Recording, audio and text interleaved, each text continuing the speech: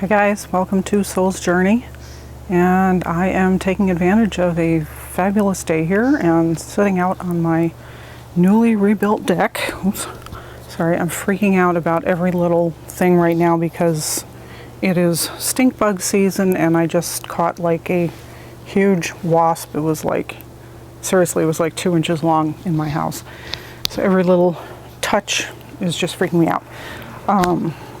So I wanted to talk about, started kind of working through this book, this Tarot for Transformation, that I was sent by the author, Andy Matzner. And I think a couple of videos ago I was talking about starting therapy for something.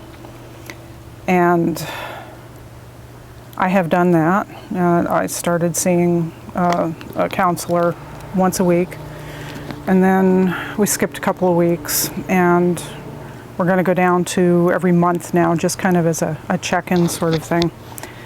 And basically what it's coming down to is I need to work on my boundaries because of a certain person in my life who doesn't seem to have any respect for them, and I'm not real good about pushing back and asserting myself. I really dislike confrontation, and this person is very difficult to talk to. They just, any hint that they've, transgressed in any way, and it's instant defensiveness and anger, and the walls go up, and they won't discuss anything. It's just, they cannot handle any kind of criticism. And I mean, I've got some serious gripes with this person for destroying a lot of my things, and this is not an intimate partner situation. I am not in any kind of danger in that sense. It's just constant aggravation for many, many years now. And so I happened to pick up this book the other day, and interestingly, let's see if I can find where I want to get to. It sort of fell open at the Chariot card. I think these decks, they're the cards that are pictured were specially commissioned for this. But anyway, this whole chapter, interestingly enough, is about setting boundaries. I thought, how timely. It was just kind of interesting that I happened to flip open to this the other day when this is so much on my mind these days. And it starts off with a couple of great quotes. And the first one is, "Givers need to set limits because takers rarely do." This is from someone named Rachel Wolchin. I don't know who that is. I'm not familiar with her. Also, there's another quote, "You get what you tolerate," said by Henry Cloud. Again, I'm not familiar with a lot of these quotes that are in here. I expect they're from other therapists or people who've written books about psychology and that sort of thing. So it's talking about the Chariot is associated with willpower, fortitude, and determination. It is interesting that the card isn't named the Charioteer. When you look at the imagery of the card as found in the Smith-Waite deck, I see boundaries. I see the discipline necessary to live a life in alignment with one's values. Excuse me. And I apologize for any background noise. There is just endless noise around here today. There's leaf blowers and construction, and it's just more bees. Oh yeah, that was something else. I had to get an exterminator out to deal with a yellow jacket's nest in the ground in the front yard out by the road. It's just been one thing after another lately. So anyway, so he's talking about different boundaries that you can have: intellectual, emotional, physical, sexual, social, time, spiritual, material, professional. Those of us with weak or porous boundaries put the needs and wants of other people first. I think this probably applies to a lot of us. And he goes on, if we have rigid boundaries, we avoid intimacy in close relationships. We feel uncomfortable asking for help or depending on other people. Trust is definitely an issue for us. We are private and don't share personal information with others. Very true in my case. But anyway, he's got tons and tons of questions here that you're supposed to journal about. And some of these would make really good tarot questions. So for instance, how have the expectations of other people influenced your life? When do you feel drained or uncomfortable? In what area of your life do you feel out of alignment? So I thought we'd pull a few cards, and I'm using the Emerging from Darkness deck. I hope that's focusing. I don't think it is. It's focusing on the background. So I'm going to pull out, first off, the Chariot card and take a look at his, Robin's version of the Chariot. Okay, so the Chariot card in this deck shows a road, and those are very clear boundaries, because if you stray too far one way or the other, you're going to go off the cliff. So the Chariot has to navigate down sort of a narrow road there, delicately, so you don't go over the bridge. Not necessarily a straight road, though. Well, the question, in what area of your life do you feel out of alignment? And I haven't actually, done any kind of a layout with these hummingbirds. I might get strafed. So I'm just kind of taking them and pulling a card for the question. So, in what area of your life do you feel out of alignment? Pull one off the top here. 8 of Cups.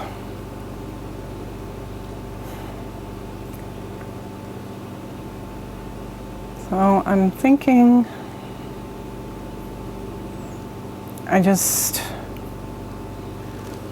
I walk away from these battles rather than waging them with this person. And it's not helpful. I mean, nothing gets resolved. It's just, like I was telling my counselor the other day, it's just these things come up and nothing ever gets resolved because this person won't talk. I can't talk. It's a much younger person who doesn't have, I think, a lot of skills. In fact, my counselor obviously has not seen this person and so can't diagnose them, but her feeling from what I've told her is that this person has borderline personality disorder. More leaf blowers, sorry about the noise. So anyway, she recommended a book to me called Walking on Eggshells, or How to Stop Walking on Eggshells. And it should be coming today from Amazon, but it hasn't arrived yet. But she's been reading some excerpts to me from the book, and they certainly do seem to apply. And the problem with these kind of people is they don't see any fault in themselves, and there really isn't much you can do for them. You're not going to get them to go to therapy, and there's really no treatment. They're not going to benefit from drugs. There's nothing they can give them. It's a behavioral thing where they are constantly feeling threatened and taking things out of context that you say and imagining you're ascribing the worst possible definition they're just always feeling attacked no matter what happens. And it's just really, really difficult to have to live with someone like this.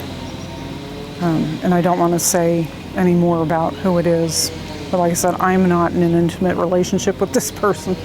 but someone I love is. And so that's how I'm always around them. Another question in the book is, what prevents you from prioritizing your core values?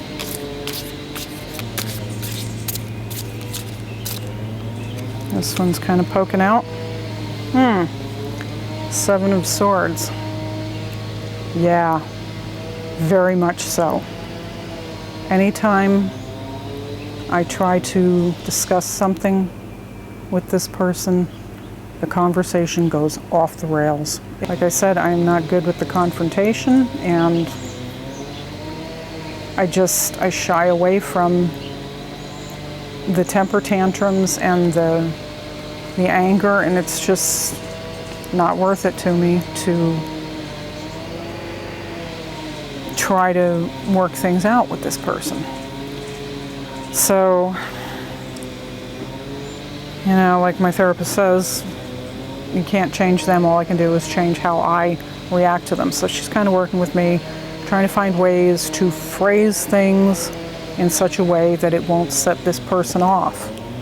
That, you know, maybe they will be willing to listen, but I have really very small hope. Okay, so another question that I thought would be really good for this is, what boundaries would help to support your energy right now?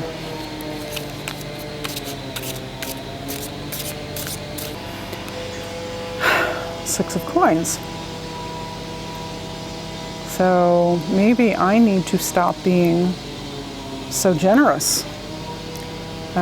Like that one quote is that right in the beginning, givers need to set limits because takers rarely do. Excuse me. So I need to put a limit on how much I'm willing to give. And yeah, I know, but that is easier said than done. So I've got to work on that. What is a boundary you know you need to set but feel afraid to do? More coins.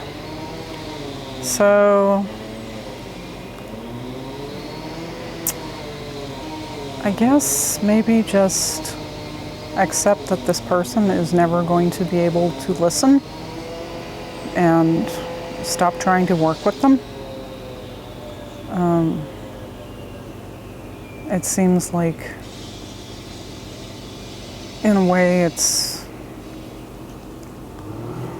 admitting defeat, but you know, when somebody can't meet you halfway, there's only so much you can do. What can you do that would allow you to, quote unquote, feel the fear and do it anyway? That's a book that I have read, and that's a really good one. It's by Susan Jeffers. Feel the fear and do it anyway. Okay.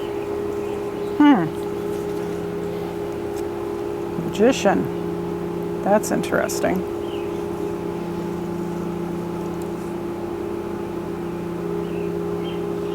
I guess just